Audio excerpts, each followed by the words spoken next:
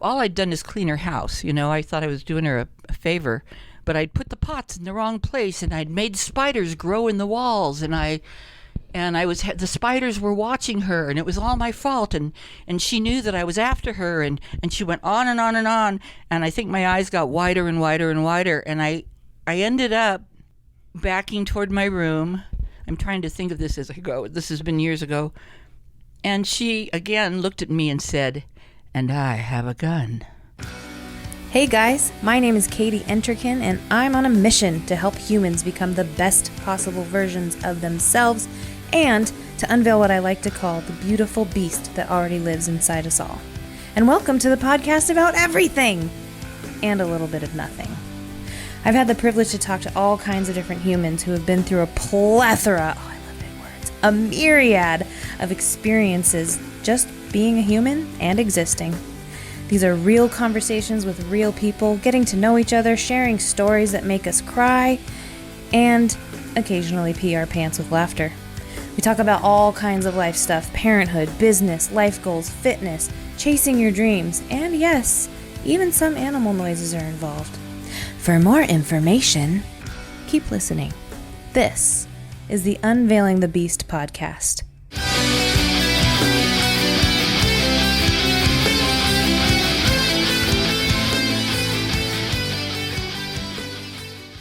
What's up, beautiful beasts? Welcome back to the podcast, and thank you for joining me for episode 25. That's like a quarter of a way to 100 episodes.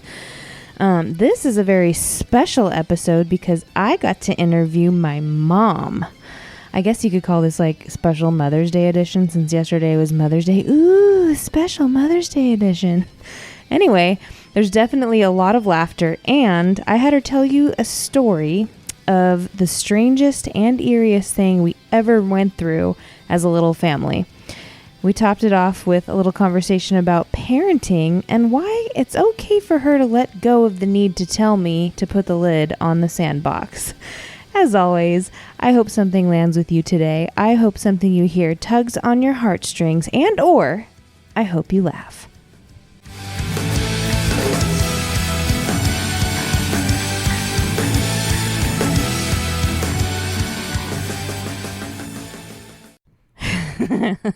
Ladies and gentlemen, this is Caitlin Noel. No, I'm Caitlin Noel Entrikin. Oh, that's right. Ladies and gentlemen, I am with Rosemary Moffat of the Moffats. 6 feet away from each other-ish. And we're doing a Mother's Day special. She happens to be my mom. I happen to, yes. Hi, Mom. You grew in my womb. Thank you for letting me stay there. You're welcome. Thank anytime. You. Yeah, well, actually, yeah. Yeah. So, how's it going? I'm actually doing pretty good, considering it's been, 8 weeks in quarantine with my lovely husband, Mike Moffat. And, we're still here and we're still in one piece for the most part. You still kind of like each other? Most of the time. We do have our moments. But, actually, considering we're doing okay. We're doing okay, and we're feeling very grateful, and we're feeling very lucky to be where we are. And we have a wonderful family that brings us food. Well, thank you. You're welcome. Or we can pick up food at your house. And I get to see my grandson now because he's a safe person. And gosh, that's important to us, Yeah. It really is. Yeah. Our bellies are full of spaghetti. Oh, yeah. Yeah. Spaghetti. Yeah. So what do you want to know that you don't already know? What do I want to know? Or, well, what would you What like do you me want to know? Well, that's a loaded question. When I caught you with that cigarette, were you really smoking it, or was it really your friends? Which time?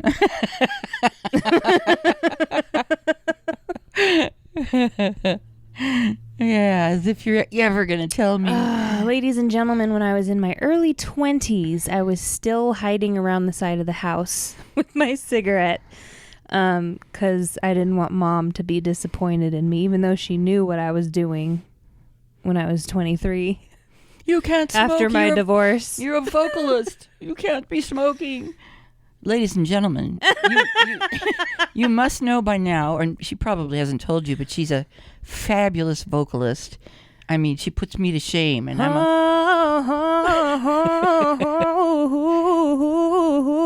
okay. That was Christina. Yeah, that was Christina. You're welcome. Oh my goodness! I'm keeping that in.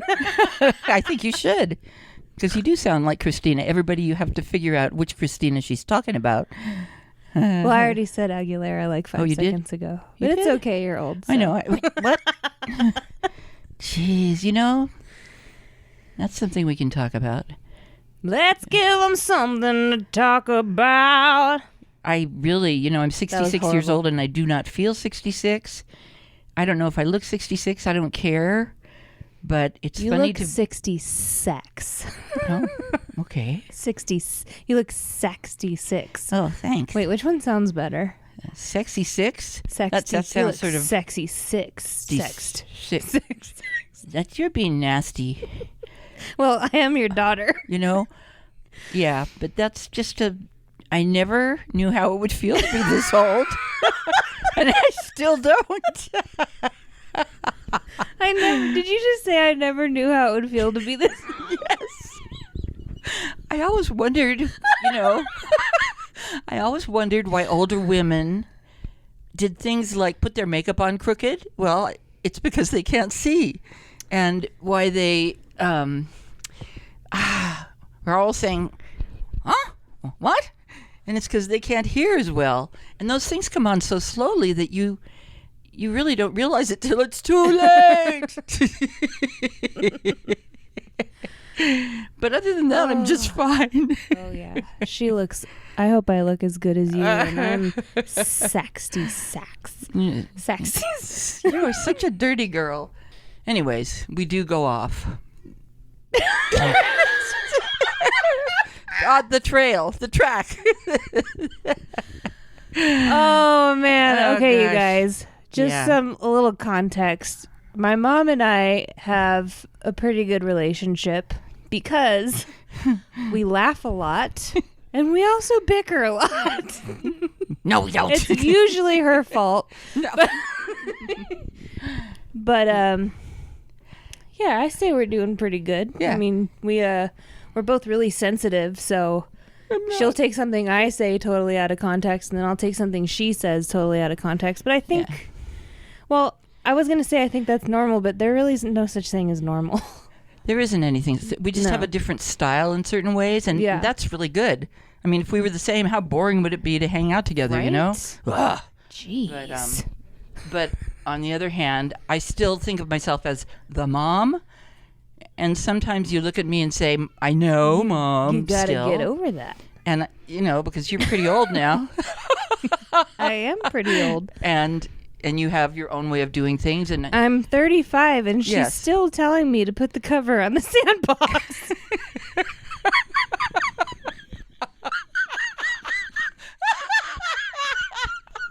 Sorry, guys. You put She your leg up. She literally 5 minutes ago said, you might want to start putting the cover on the sandbox. You just put your leg up in the air. I've got to tell you, when she was a little baby, she could hardly walk, and she'd throw a fit and start crying, and she'd stick her leg up in the air, and she still does it, and I think it's so cute. Very cute.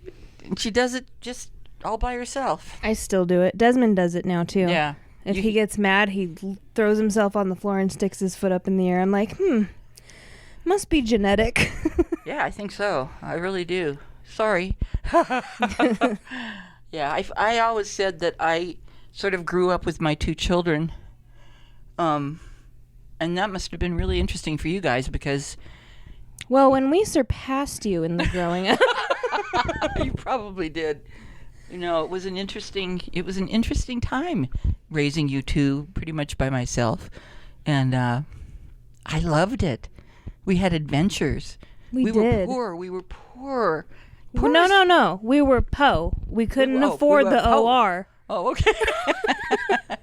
But we'd do things like, leaf stomping, and we'd go down to the train track station, the train station, and hold up Happy New Year signs as the train went by. And, it's true. And we'd take the pots out and make big noises. And what else did we do? We went on adventures in the car.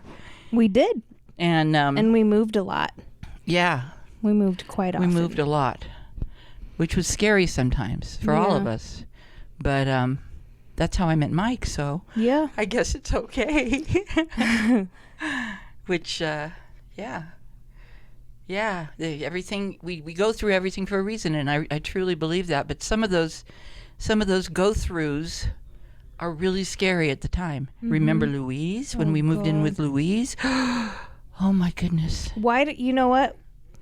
Let's do story time. Okay, ladies and gentlemen. We're going to tell the Louise story. Well, I'm going to have her tell it because she tells it the best. And most likely I'll interrupt her 17 times. Probably. But, I have to help her memory sometimes now that she's old and 66. It's true because I'm trying to figure out which house we moved out of. Was it Loyola? It was the condo. Oh. The condo in Moore Park. We went from the condo to Louise's. On Campus Park Drive. So we were always on the edge because we were po. And if I can't say it. Po. And if we never owned a home. Duh. I never thought I'd ever own a home. And I was a school teacher. And then I worked for a nonprofit, and then I was a school teacher, and then and then I did both, and I still never made enough money. And we lived in Moore Park, and the people who owned the condo decided they were going to sell, and they wanted us out like right now. So, I'm always trying to think creatively. So there was a teacher at one of the schools that I taught where my kids went to school, and she was going to be gone all summer and needed someone to watch her place. So I said, I know. We'll just move somewhere for a little bit, and we'll put our stuff in those pod things, and then we'll just go to Mrs. Jewell's house. Ooh, I said Mrs. Jewell. Is that okay? Yeah, that's fine. And we'll live there all summer, and by the time we get out of there, we'll have a place to live. So I looked in the newspaper, and I found this place in Santa Rosa Valley, which was a beautiful valley, beautiful homes, and they had a studio for rent that was huge where I could put all my stuff if I wanted to, and they had, I think she said 2 rooms or something. It was 1 bedroom and a giant it was huge studio. Yeah. We fit 3 beds in there plus all of our stuff. So I went to visit with her, and her name was Louise. Oh. And I mean, she talked like that. And she looked like the lady in Sunset Boulevard. Wasn't she 66? I think she was. Oh, my God. She was a very elegant-looking woman, like Hollywood elegant-looking woman. And she dressed nicely, and she had these airs about her, Beautiful home. Big, huge pool that my kids would love. An avocado orchard. Yes. Like hundreds of avocado trees. And I said, we only need to be here for 3 weeks. Oh, darling, you'll be just like family. You and your children will love each other. You're just like my sister. I just know. And she went on. And sometimes I can't read people right. And I thought, okay, this will work. And she really was being a little bit too friendly a little bit too soon. She didn't ask me enough questions. So we piled up all our stuff, and I don't even remember how we did this, and we moved in, and we created bedroom for Katie and her brother in the studio. And Daniel. Oh, and Tony's Daniel. We friend still had Daniel. He came with us, yeah. Oh, my goodness. Tony always had friends living with us. Yeah. And then I had the bedroom, which was right on the other side of where the studio was. It had its own door. That's a good thing. It had its own door. I wasn't locked in there all the time. It had its own door. So as we continued to live there, Louise got weirder and weirder. And she had another home somewhere up north in a beach community. And I don't want to say too much because somebody might know who it is. And what if she's still alive and she's like 80-something and she'd come after us? Literally, you guys, that's where we're headed here. one day she came home from a trip to wherever that beach place halt. was. We have to Wait, rewind. okay, rewind. She was at the That was good. That was good. Sound effects. Oh people. yeah. Oh, that's right. I forgot that While part. she was gone, me and Tony got a little snoopy and found cans of soda and food from like the 80s. I think it was even before that. Maybe, did they have canned food in the 70s? Yes, they did. It was very, very old. It was really old, because I think I just wanted a soda or something, and I found a Diet Pepsi, and I opened it, and I was like, this Oh, it was awful. is weird. And then it said expires 1982 or something like that, and I was like, Mom! And then I think after that, we all sort of started looking around the house and really seeing things we didn't see before, like it really probably hadn't been dusted in years. Everything was in place, and there was just really odd things about the house that we didn't notice before because we were sort of desperate for some place to be for 3 weeks. And we had seen the pool and the orchard and it was just beautiful. And we just said, yes, yes, yes, yes, yes, without really thinking about it. When I say we, it's really me because you were kids. Yeah. Then there was the prowler. Oh, yeah. I forgot about scary. that guy. Was it Tony or you that noticed him first? It was Tony. Tony. And silly Tony. And that night, the prowler actually came to my bedroom door and shook the door back and forth. The room that had its own door? The room that had its own door. And it wasn't the door he shook, it was the knob. But I was just inside of an outside door, if that makes any sense. Yeah. So you walk through a door from the outside, and there's my door. And the door started jiggling. And I think I'm probably a little bit off, but then I hear Tony and Daniel going, "Whoa, hey, get out of here!" Blah, blah, blah, blah, blah, blah. And they chased the person away, and we were all really scared, And later on, we found out that Louise had actually sent that guy there to check us out. Ew. Yeah. And then a couple of days later, her ex-husband called, and I answered, and he said, "You've got to get out of there." She was given a medical discharge from the police department. She was a retired cop, and she was given the discharge because she was nuts. She was a paranoid schizophrenic. And that was another thing we'd seen as we looked around her house. There was a lot of chains and locks. She was very, very paranoid. And I just thought, well, she must have a lot of good stuff. We were so naive, especially the mother, who was me. And I sort of poo-pooed him, and he goes, "I've got to tell you, I had to get out of there. I was starting to fear for my life because she'd throw fits. And the last thing I want to tell you is she has a gun." And I went, "Oh."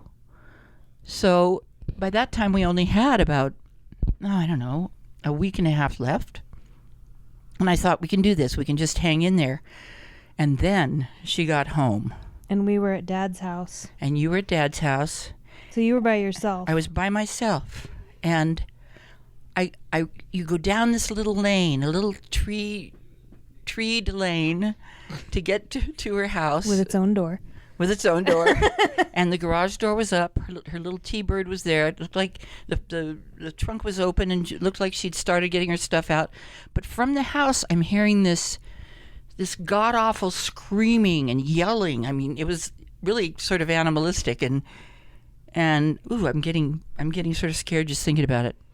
So I go in, and this woman, she had just changed dramatically from the last time I saw her, and she was accusing me of all I'd done is clean her house. I thought I was doing her a favor, but I'd put the pots in the wrong place, and I'd made spiders grow in the walls, and the spiders were watching her, and it was all my fault, and she knew that I was after her, and she went on and on and on, and I think my eyes got wider and wider and wider, and I ended up backing toward my room. I'm trying to think of this as I go. This has been years ago. And she, again, looked at me and said, and I have a gun. And then I sort of went running from my room, put the chair in front of the door, and I mean a big, big chair in front of the door, got behind the bed and called the police. And I said, "Oh my God, she has a gun and she's threatening me with it and blah, blah, blah." And he goes, "Well, ma'am, let me have the address." And I gave him the address. This was the old days when they had to have the address. And he goes, I give him the address and he goes, "Oh, Louise." And I went, "Oh no, you know her?" "Oh yeah, we'll be right out." So they sent a couple of whatever sheriffs or people, whatever they were, out. And they were very nice. And they talked her down and they said, "Louise, these nice people are going to call some movers tomorrow. They're going to move from your house. We're going to send somebody over to be with them and maybe help them move. And you're going to be a nice girl, right?" "Well, you know," and blah, blah, blah. And that's what happened. The next day, they sent this big, older, I think they were sheriff, this big, older sheriff guy out. And you and your brother were back by then, and you poor guys. Oh, jeez. I think at this point we need to give a shout out to Tom. To Tom. Yeah, Oh, yes. Tom was another old roommate that we had in our condo, and he's the one that she called, and didn't he come pick you up? He came and picked you up, and you spent the night at his house, and he took you in and like bathed you. And I'm just No, he didn't bathe me. I'm kidding. No, he was just a really nice guy from Minneapolis, and he was, I don't know what his major was. He was a college student that was renting our garage. Yeah. Anyways, we did we need like 3 hours. I know. For this I know. episode. But we have good stories, you know? We do. So, I called a couple of friends and we moved all the stuff into the pods, and the pods went back to the pod place. And I called Tom and he came and got me. Were you guys there? You weren't there yet. He came and got you that night. And then the next day we went to a hotel room. We went to a hotel for one night. And then where did we go? Was it Joyce's or was it? I get my stories mixed up. Joyce's was the second time we were homeless. Oh. We weren't homeless. We weren't homeless. We just were. We went to between Mary Ann's houses right now. We went to Mary Ann's to stay for a while. Oh, maybe we went to Mary Ann's next. That's where Did we go to Mary Ann's? Okay, so we didn't go to Mrs. Jewell's. We went. See, we had 2 times that were very adventurous. treacherous. And we stayed there. By the way, Mary Ann is my ex-husband, Katie's husband, Katie's father, my ex-husband. Okay, his ex-wife's sister. And we all get along just fine. Ooh. So we and we stayed with her for, I don't know, a couple weeks. Yeah. A week and a half. Yeah. Then we went to Mrs. Jewell's. Is that right? Honestly, I don't remember. So during that time, yes. That's what it was. Okay. During that time, remember the hamsters? Were they hamsters? They were Russian dwarf hamsters. Yeah, it sounds like I'm changing the subject, but I'm really not. We started with 4. Yeah. And at Mrs. Jewell's house, we noticed these disgusting, hairless, moving, half-inch long creatures. Anyways, we're jumping ahead of ourselves. Yeah, we're jumping ahead. We ended up with about 34 Russian dwarf hamsters anyways. But going back to Mary Ann's, during that time, Miss Louise became a stalker. And she would call me relentlessly, and I'm not even going to tell you what she would say on the phone. It was just disgusting. Let's just say some of the was it voicemail yet? No.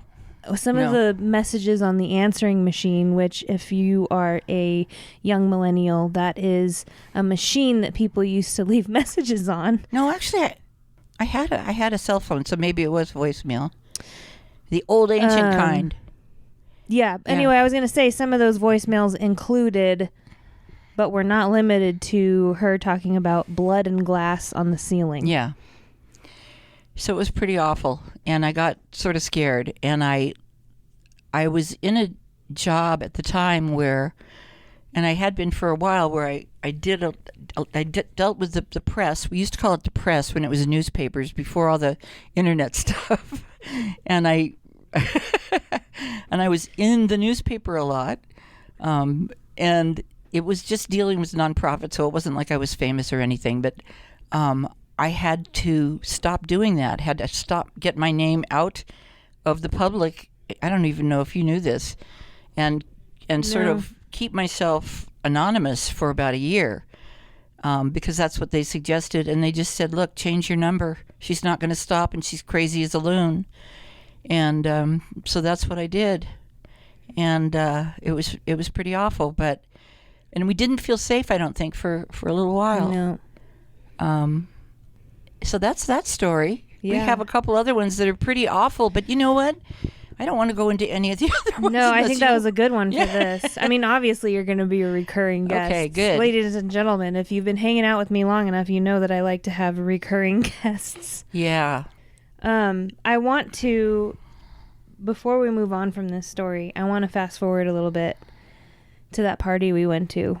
I don't even remember whose party it was or what it was for, but we were in a circle talking to strangers, making conversation, asking them what they were doing, and they were talking about how they found this place in the Santa Rosa Valley, and they're thinking about moving in there. Oh. This studio. Oh, I just got chills talking about it. I remember that. I don't remember where we were. And then they were like, oh, I can't remember her name. And then we were like, is it Louise? And they're like, oh, yeah. And both of us were like, no! That's right. I was so scared for them. What party was that? I don't know. I don't remember. I just got chills. Was it by the pool? Mom? I want to say it was by the pool somewhere. I need a hug. I don't know. But you can't hug me because of COVID. You can't hug me either. We're trying to be good. It's really hard. Anyways, I feel like we really had an adventurous upbringing. We did. So if any of my closer friends listening to this ever wondered why I'm so weird and adventurous and free-spirited? Yeah, because we were gypsy vagabonds. We were gypsy vagabonds. And that was okay because we had to move so much, we really learned that home is wherever you are. And we sort of had to do that. I think if we hadn't learned that, if we hadn't gone to every rental place that we were in and fixed it up like it was our own and taken care of it like it was our own, which I always tried to do, it would have been not as fun as it was, you know? Yeah. And then when I met Mike, all of a sudden there was a house there that we could move into. And then he asked me to marry him. And there was like plenty of room for you 2 kids and 5 dogs and 3 other people. And it was a huge home. And I met this big, tall, wonderful man. And he was living in this huge home with his dog. And there was a big rose above the door, a big rose stained glass window, and I thought, she's like, that's how I know this is meant to be. No, that's not what I said. It's like our second date, maybe by the 3rd date, but we've been together for 20 years now, so that's a pretty good thing. So what else would you like to talk about? Dang. Well, I do, like, back on the topic of moving a lot, I think that it really helped prepare me. Obviously you know this, but my listeners don't. When Sean and I moved a lot, it was hold on, we moved 3 times in 2 years. Yeah. Through no fault of your own. Yeah. And then the 4th time, we moved 4 times in 3 years, and now we're still here. So yeah. And after it's been 2 years, it's been almost 3 years. Wow. 3 years in September, but like because of the way we moved around a lot, when that happened and we were moving around a lot with me and Sean, I was like, all right, let's pack. Like, I could have that house packed. Like, yeah. I'm snapping, by the way. Expert packers. Oh, yeah. Yeah, and expert organized packers. Oh, yeah. And do you remember when Joe Barkey was trying to tell me how to pack a box? And I got mad at him. Did you? Okay. Joe Barkey. Shout out to Joe Barkey. Yes. I doubt he listens to this, but you know. He was our real estate agent when we moved from one house to another house. Actually, when I first met Mike, we moved a lot too. We know we're laughing, but it was was tough at the time. And guess what? We live in our house now for 10 years. We live in our house for 10 years. And I'm gonna show you off. I don't know. Okay, show me off. Brag about you a little bit. Brag about I'm gonna toot your horn. That's okay. the Brag proper about terms. you, but brag about Mike because he's the one that really did it. Yeah, they, as of October, was it October? Oh yeah. As of October, their house is completely paid off. In 10 years. Thank you, Mike Moffat. Yes. I'd like to thank Mike Moffat and Jason Stoddard and the creation and running of Shit Audio. Yes. So. And we've also done a lot of theater, too. I mean, that's a whole different part of us. You and me or you and Mike? Well, all of us in different ways.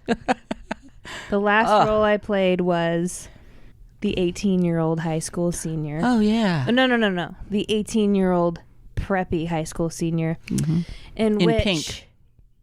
It was red with white polka dots. Oh, excuse me. Yes. And that role, I think I was 23 when I played it, but I played an 18-year-old preppy high school senior, and that's when I taught myself how to laugh like this. And I played Claire Bell Little. She was the villainess of that whole thing. She wore spike heels and a fur coat. Yep, she did. And she had big puffy hair. Yes. And that was one of the most interesting shows I've ever done. I don't want to get into it. Why not? Okay. We'll just say that it was in the backyard of a restaurant called the Secret Garden. So it was a nice backyard. So it was a nice backyard, but we were changing in the shed. and the other thing was, every night the script would change. So none of us ever knew our lines. But we got through it. We did. It was fun. Yes, especially my partner, the man who I was in most of my scenes with. He kept changing the lines. Oh, gosh. Anyways, so where do we go from here? I don't know. Do we go forward? Do we go back? I don't know. I don't know. My grandson Desmond is downstairs waiting for me. He is. So is there anything else you want to ask me about for this time? Well, we're only 30 minutes I in. know, so you could ask me about a whole other time. We could talk about Girls Incorporated. We could talk about acting. We could talk about singing. But, I don't know. You can do whatever you want with it. Yeah. But it's just really odd that, even though we had our tough times, we were always pretty healthy in our heads for the most part. We were very odd sometimes, but we met a lot of families that were not healthy. That were very dysfunctional and very unhealthy in their minds. And I don't know. I think, it's made us who we are today, which I don't know what you think about that, but, we're honest people. We have a lot of fun. We're compassionate. We're accepting to an extent. We have a good world outlook, I think. And we don't like to hurt people. And we don't like to get hurt either, but you know what I'm saying. Right, audience? You know what I'm saying. Yes. And we met up with a lot of people who were not like us. And it took me as an adult a long time to realize that people didn't think like me, whether it be a man I was dating or some kid from a dysfunctional family or somebody I was working with who was a woman who was jealous of me for some weird reason or who thought I was jealous of her or whatever. I don't do jealousy very well. And I'm always trying to make friends, Yeah. And so it takes a while to learn to know that you're okay, and if people don't like you, it's okay. It's just okay. You're not for everybody. That's right. That's right. And to be really, except for me, really, I am. Just kidding. But it takes a long time to be really, really okay with that. Yeah. For the most part. I mean, we still have our moments. Like when you hurt my feelings or I hurt your feelings. Oh my goodness, you guys were horrible. Oh God. And our husbands both look at us like, oh, here they go again. You know, every time we get off the phone, Sean says, "You guys are funny." Every time. Because we love each other a lot. We do. You know, I don't know what I'd do without Katie. I don't know what I'd do without Mother. Yeah. Mother. Where's some music? We should I'll have put some music right here. really dramatic music here. Okay. Okay. I'll cue it. Okay, good. And then you can let it go for a while, and then, you know, fade it out, and then we can talk about something else. Yeah. Yeah, we can talk about your brother. Well, can actually, talk I do have a question for Okay. you, and it's gonna get a little serious here. All right. Where's the weirdest place you've ever taken a dump? No, I'm just kidding. Oh, my gosh. That's an inside joke. Not with me, it's not. Started tonight, though. No, I'm going to cut that out. But I do have a question for you, and it is going to get a little serious, and I'm going to ask you from the perspective of a coach and not your daughter. But I'm going to respond to you as your daughter and not a coach. Okay. Where or what or who what are some of the areas of parenting that you feel like you did not do a good job? Oh, gosh. You know, when I was actually doing the parenting, I mean, not that I've ever stopped doing the parenting, but I always felt like I had to leave you alone too much.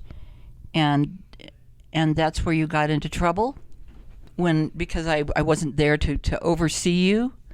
And yet I also, on the other hand, think it made you really independent. And you always knew what to do if something went wrong most of the time. Sometimes I feel I didn't protect you enough from life, because since you were two very independent, creative kids, you got made fun of in different ways, you know? Yeah. And I think when I found out about it, that I would go in there and help you out, but sometimes I don't think you told me. And then another thing is, gosh, you know, when I started dating, I wouldn't pick the best guys sometimes, you know, and there was one time you even knew it, and you were 10, and you tried to tell me, and I'm thinking, you know, what does she know? Not what does a 10-year-old know, but what the heck, yeah. Katie? Why are you acting this way? But as I said before, I really was growing up with you. And I feel that way for a variety of reasons that I won't go into. But a lot of responsibility was thrown on me, you know, when we were actually on our own. And also I yearned to be a partner in a relationship. It took me about 2 years after my divorce from your dad that I finally realized I was made to partner with someone. Mm-hmm. But it had been so long since I dated anybody. Dating. That I had no idea how to go about it. And I was pretty cute back then. I was 40 years old. I was skinny. I was a redhead. I was, you know, I don't know. I was pretty cute, I guess. And what I didn't realize is some people go after you for what you look like and not who you are. And I think maybe I should have kept more of that away from you. I don't know. I don't know how you feel about that. But maybe gone away from the house with some, not that I was a hussy, but but I think I was like exploring, and you know, and it took me literally till the boyfriend before Mike came along to figure all that out. And that was like 12 years. That was like 12 years before I finally went, oh, I'm really fine by myself. I'm fine on my own. Yeah. And, but I think that it must have affected you too somehow. So I apologize for that. I think I've done that before, and what do you think? How could I have improved my parenting? Are you ready for this answer? I am. I think you did the perfect job. Oh. Listen, you did what you could with what you had, where you were, which is what we should all be doing in all aspects of our lives. Do what you can with what you have where you are. But I think you did. Sometimes as parents, now that I'm a parent, we worry about if we're doing it wrong, or there's days where we're just like, oh my God, I suck, I'm a horrible parent, but we're doing what we know how to do, and we're doing it out of love. True. So, and sometimes we have no clue what to do. exactly. And we have to sit, we have to either react, and a lot of times just reacting, we don't do it the right way, or we don't do it effectively, I should say, or we have to sit back and go, gosh, what do I do now? What do I do with this one? That reminds me of this joke with the two ladies sitting there having lunch together, and one of them says to the other one, so what are you doing tomorrow? And the other one says, gee, I don't even know what I'm doing right now. And that's how I felt sometimes, Yeah. But you're right. And thank you.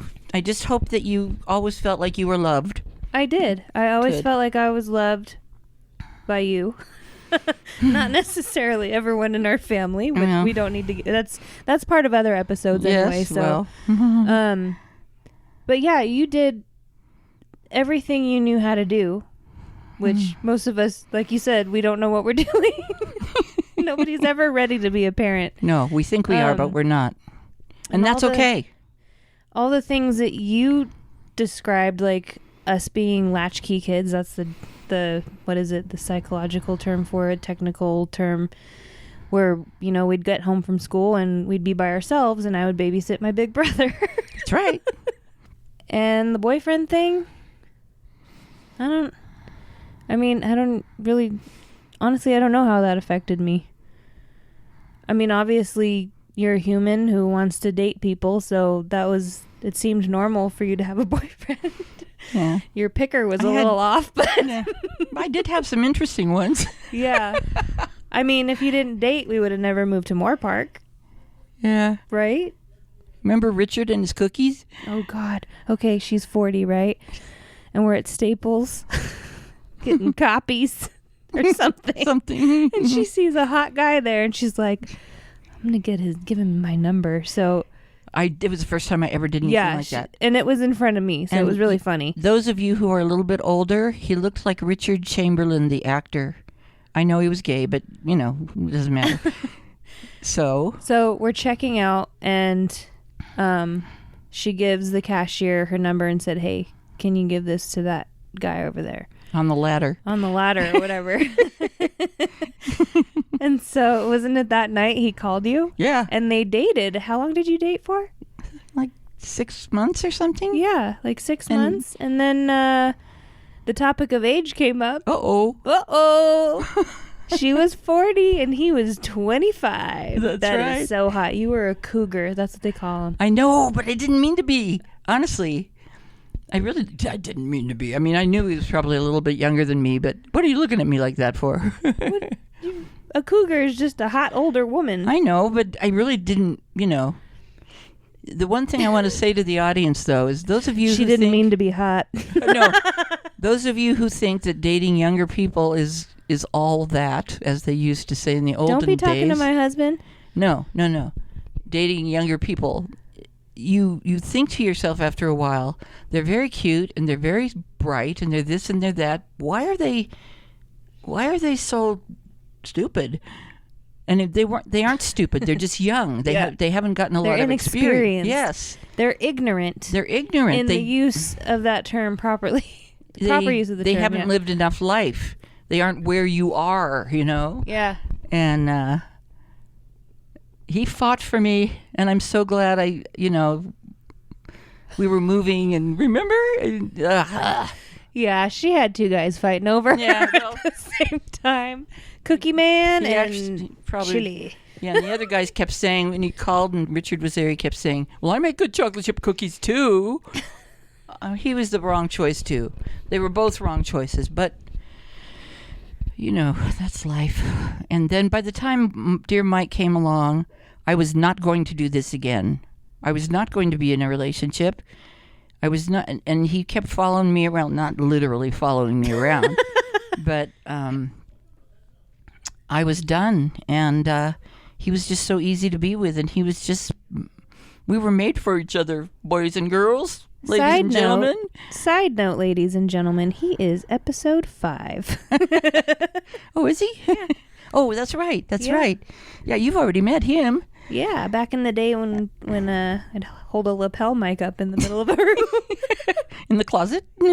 No, not in the closet. It was in a car. And just another side note, ladies and gentlemen, we're sitting on my bed. I didn't want to bring her into my closet because COVID.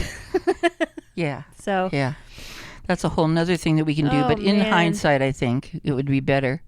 You know, I must say, after giving you all the stories and the wonderful insights that I've just given you, I have the two most wonderful, creative, bright, Stop it. compassionate adult children that anybody could ever wish for, and beautiful too. And I'm just the luckiest mother. I don't know how they turned out that way, but I know I must have done something right. You did. You did everything right. Well, You did what you could with what you had, yes, where you were. And to add to that, I think because you did such a good job, you no longer have to tell me to put the lid on the sandbox. You think so? Gosh, I hope I get over that. But I don't. You know, as a mom, I don't know that you ever stop worrying about your children, even when they're in their 50s, probably. No, you don't ever stop worrying. But you just have to hold your tongue. That's what you have to learn how to do. that's the Yeah. not the because nice way I was going to say it, but you know. I know it used to piss me off when my mother did it. I mean, she'd even talk about clean underwear and stuff. Are you wearing clean underwear? Mom, I'm 45. It's like, oh, we're going to go see so-and-so. Are you sure you're wearing clean underwear? It's like, what's with the underwear? They're not going to know if it's clean or not. Yeah. I'll just take it off. What do you... Oh, she's 94 and has severe Alzheimer's, and she's still going strong, ladies and gentlemen. I love that, ladies and gentlemen. She will have whole conversations with us. We can't understand a word that she's saying, and then she'll laugh. And then she'll, like she's told us a joke. And it's really okay. That's just what we're given. She's not the mean, nasty old lady that has been described in other episodes. Yes, that's true. Anymore, because she doesn't know shit about shit. That's right. And that's makes her much easier to be around. It's a terrible thing to say, but I almost like her better. You know, if only she could still, talk and stuff like that. Yeah. And, we're talking about this whole Alzheimer's thing lightly, and I don't mean to say that I take it lightly. I don't. It's a terrible disease. It's a terrible disease. But once you're given it, you have to learn to deal with it, and deal with it lightly. Yeah. And make not even make the best of, have the best and give them the best, despite what you are both dealing with, what the whole family's dealing with, because it is a whole family thing. And Yeah. I think we've done a pretty good job. Yeah. Yep. So, yeah. Well, I think, you can feel that this conversation's, wrapping it up, right? I can. You can feel it. So I do have one more question for you that I ask everybody at the end of each episode. Okay. And that is, if you could give one piece of advice to the world, what would it be? Can I give two? I guess. Okay. And I'm sure that many of your other guests have said this, but no matter what, be yourself. And you already gave me Okay. two, so can I have three? Okay, you can have three. Be yourself no matter what. Mm-hmm. Do what you love, no matter how difficult it may seem. And I'm not saying you shouldn't have, plan Bs. But do what you love. And be kind, you guys. Be kind. That's the most important thing. Yeah. That's all I got. Thanks for having me. Thanks for Mother's Day special. And I just, I got one thing to do. What's that? Ladies and gentlemen, Rosemary Moffat signing off. Until next time. Yeah.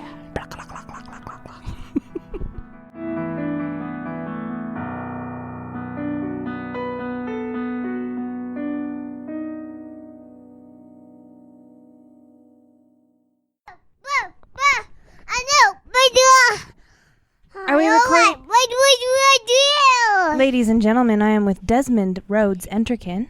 I want to be white. Yeah? Be white. Dang, you're just getting fired up right away, huh? Yeah? That's my language. These are your headphones? You want your headphones? Okay. Okay, here you go. That's mine. You gotta talk into the microphone, though. Here you go. My language.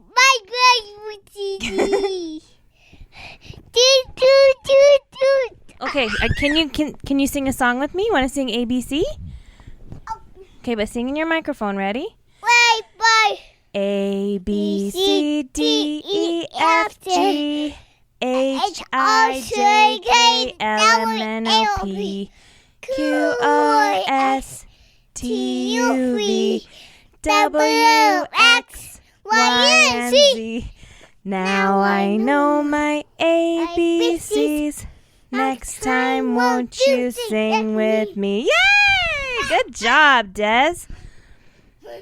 Don't fall off the bed, ladies and gentlemen. He is jumping up and down on Mommy's bed. Hey, buddy, what did I do? Yeah, can you say, we're making progress? I'm making forward. Say, Desmond, say, don't poo-poo progress. So tell me about Toy Story. Who's your favorite? Do you like Woody or Buzz? I want Woody. You like Woody? No, leave that on.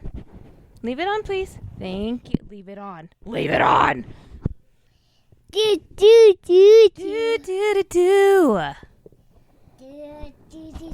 It's hard to put back on. Do you want me to help? Okay. Okay, hold on. I know. Wait, do it. Here, let me help. No. Wait, which one? All better. Oh, why'd you take that one off? You're so silly. Put it back on. Do you want some help? You want this one back? Okay. Okay. Do. Okay. Can you sing head, shoulders, knees, and toes? Okay. Okay. Head, shoulders, knees, and toes, knees and toes. Head, shoulders, knees, and toes, knees and toes. Eyes and ears and mouth and nose. Head, shoulders, knees, and toes. Toes. Yeah. What doing? Toes, knee, toes, toes. I see the badminton nose. I do knee, toes, Oh, is that the rock star version? toes, knee, toes, toes. I see the mom nose. Is that the heavy metal version of head, shoulders, knees, and toes? That's mine. Can you say bye-bye? Bye-bye. Bye-bye, Rammies.